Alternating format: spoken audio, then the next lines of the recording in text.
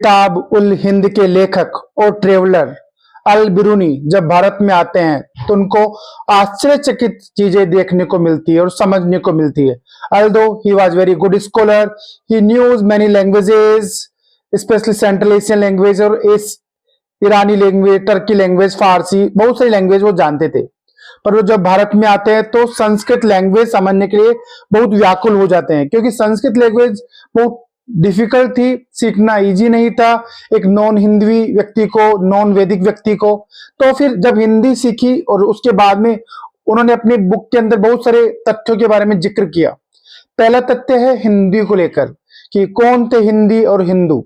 तो देखो, हिंदू वर्ड का यूज सबसे पहले भारत के अंदर 5th to 6th century before common era में हुआ, मतलब कि आज से 2525 साल पहले हिंदू वर्ड यूज किया गया इस क्षेत्र के रहने वाले लोगों को। कौन से क्षेत्र के? भारत और पाकिस्तान, यहां पर पार्टीशन के बाद में एक इंडस रिवर है जो पाकिस्तान की लाइफलाइन है। उस इंडस रिवर के वेस्ट में है सेंट्रल एशिया और ईस्ट में भारत।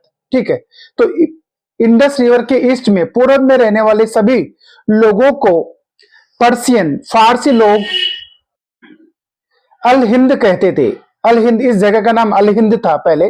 ठीक है, फिर उसके बाद में टर्की भारत में तुर्की लोग, तुर्कियों ने यहाँ के रहने वाले लोगों को हिंदू कहा और यहाँ के निवास स्थान को हिंदुस्तान। और बाद में ये एक परंपरा सी बन गई। और बाद में जब ये यहाँ के लोग जो भी लैंग्वेज बोल रहे थे, जो आज हम लोग हिंदी बोल रहे हैं, उस लैंग्वेज को इन्होंने हिंदवी कहा। तो ये अलग अलग समय पे इनका डेवलप हुआ, पर यहाँ पे हिंदू धर्म या किसी तरह के रिलीजियन से कोई कनेक्शन नहीं था हिंदू का, क्योंकि हिंदी और हिंदू वर्ड इंडस रिवर से लिया गया है। और उससे पहले और उसी दौरान कुछ ग्रीक जो भी यहाँ पर ट्रेवलिंग करने आए, या फिर सेल्यूकस निकोटर आया, मेगास्थनीज था, उसने भी यही जिक्र किया उनकी बुक के अंदर भी।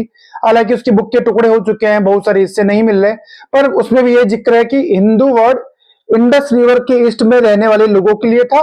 ठीक है, और साथ में अलबरूनी देखते हैं कि भारत में सबसे चौंकाने वाली बात उनको ऐसे लगती है कि वो एक मंदिर में जाते हैं। उस समय जब मंदिर डेवलप हो रहे थे तो मंदिर देखते हैं, और मंदिर में एक लकड़ी की बनी हुई मूर्ति थी जो 400 से 500 साल पुरानी थी, और ये समुद्र किनारे यानी गुजरात के पास के क्षेत्र की थी। तो अलबरूनी आश्चर्यचकित हो जाते हैं कि इतनी पुरानी लकड़ी की बनी हुई मूर्ति, जो भी भगवान की मूर्ति थी, वो इतने दिनों तक कैसे रही, क्योंकि लकड़ी तो कुछ दिनों बाद में एक लिमिट होती है लकड़ी की। ठीक है, और जो भी अगर कहीं की जलवायु आंध्र हो, गीली जलवायु हो, जैसे गुजरात में, महाराष्ट्र में ज्यादा बारिश होती है, वहां की हवा में नमी होती है, तो वहां पर लकड़ी के गलन होने की ज्यादा संभावना होती है।